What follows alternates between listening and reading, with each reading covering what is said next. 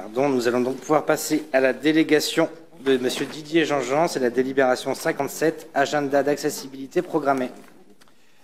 Oui, merci Stéphane.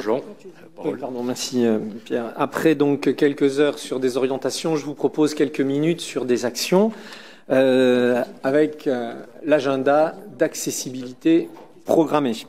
Donc dans ce cadre, ADAP, la ville de Bordeaux a entrepris des travaux de mise en accessibilité de l'ensemble de ses parcs, de ses squares, de ses jardins et même de ses cimetières sur son territoire. Donc ce projet consiste principalement à installer des revêtements dans les allées, du mobilier et de la signalétique adaptée. L'objet de cette délibération, c'est qu'à l'analyse de la propriété foncière, certains de ces espaces ont révélé que l'utilisation ne correspondait pas à la réalité de leur affectation. Plusieurs sites de propriété métropolitaine sont affectés à des usages à titre principal communaux. Il apparaît donc nécessaire ce soir d'organiser le transfert de leur propriété entre la métropole et la ville de Bordeaux. Ces espaces sont évidemment mis à la disposition de la ville à titre gratuit et enregistrés sur son inventaire patrimonial. Sur la deuxième phase de ces travaux, qui se déroulera sur la période 2021-2023, j'ai souhaité profiter de la mise en œuvre de ce programme ADAPT pour y appliquer notre méthode Bordeaux Grandeur Nature, dont vous pouvez voir sur l'écran les 4 volets. Protéger, renouveler, planter, participer. Alors, quelle est cette méthode?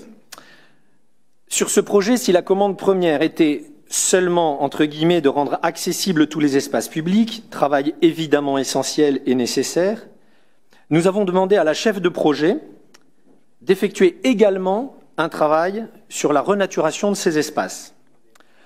Le résultat, vous pouvez le voir sur ce premier plan technique du square Émile Combes. En beige, vous avez les allées qui ont donc été rendues accessibles. Et en vert, vous avez toutes les zones désimperméabilisées, soit plus de 600 mètres carrés sur ce jardin. Travail qui n'était pas prévu dans ce programme. Sur ce deuxième plan du square Hypostegui à Bordeaux-Nord, qui est un plan qui ressemble à celui qui sera mis à la disposition des habitants, là encore, nous gagnons 500 mètres carrés, 542 mètres carrés d'espace de pleine terre, tout en faisant le travail d'accessibilité de ce jardin. Alors, nous travaillons d'arrache-pied, et c'est ce que j'essaye de vous expliquer ici, pour appliquer notre méthode mètre carré par mètre carré en questionnant chaque projet, chaque aménagement, municipal comme privé, du plus petit au plus grand, dans les parcs, les squares, les jardins, je l'ai dit, les cimetières, c'est le cas ici avec le projet ADAP, mais également dans les rues, sur les places, les placettes, sur les espaces délaissés, sur les berges et même sur les friches.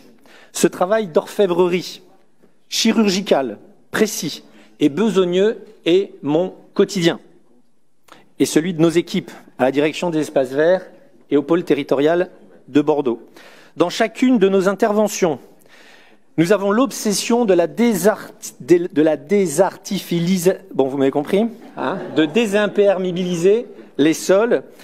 Alors, évidemment, ça ne se voit pas tout de suite. Vous le voyez ici sur cet écran, c'est pas flagrant. Mais nous avançons. Et c'est le cumul de toutes ces actions qui fera sens et qui fera la différence. C'est emblématique de notre façon de faire. C'est ça la méthode Bordeaux Grandeur Nature. À la manière d'un peintre, nous procédons par petites touches successives pour redonner à Bordeaux une palette de couleurs, cette fois naturelle et non plus minérale. Partout où c'est possible, partout. Ce n'est ni clinquant, ni ornemental, encore moins décoratif, mais terriblement efficace pour le maintien de la biodiversité et notre lutte fondamentale contre les îlots de chaleur urbains. Alors oui, nous avons entrepris de redonner sa place à la fragilité, à la différence, à la complexité. L'inclusion de toutes et tous, la défense de la nature en ville, cette exigence est notre priorité pour que Bordeaux respire. Alors vous l'aurez compris, ici il est question de méthode. Une méthode mise en œuvre par toutes les délégations. On l'a vu dans les débats qui viennent de se dérouler là. Petite enfance, jeunesse, culture, sport, handicap, etc. Autour d'un axe central, celui de l'urbanisme.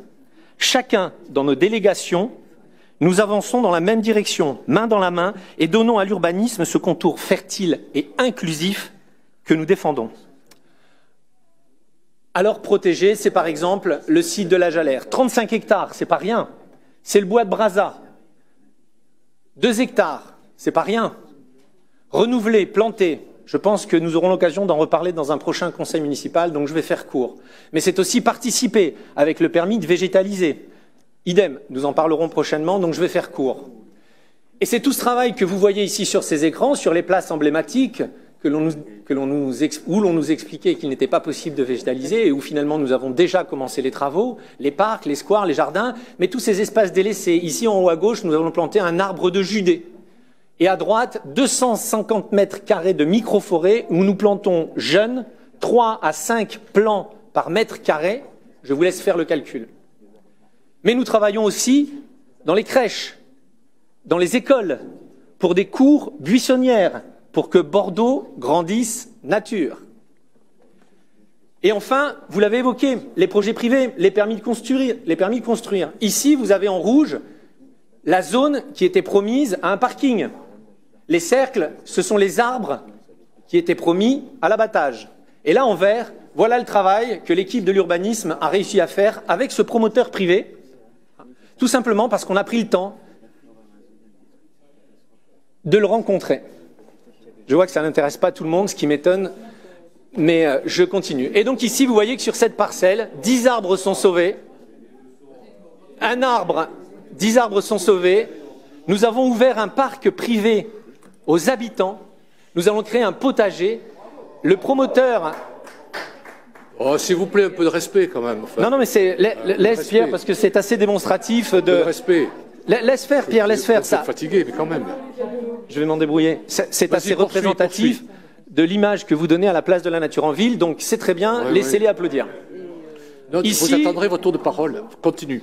Ici, un autre exemple, la ZAC Bastide-Niel, avant, après. Donc vous avez le projet avant avec la végétalisation en vert clair et le projet après avec notre travail, enfin le travail de l'urbanisme pour la végétalisation.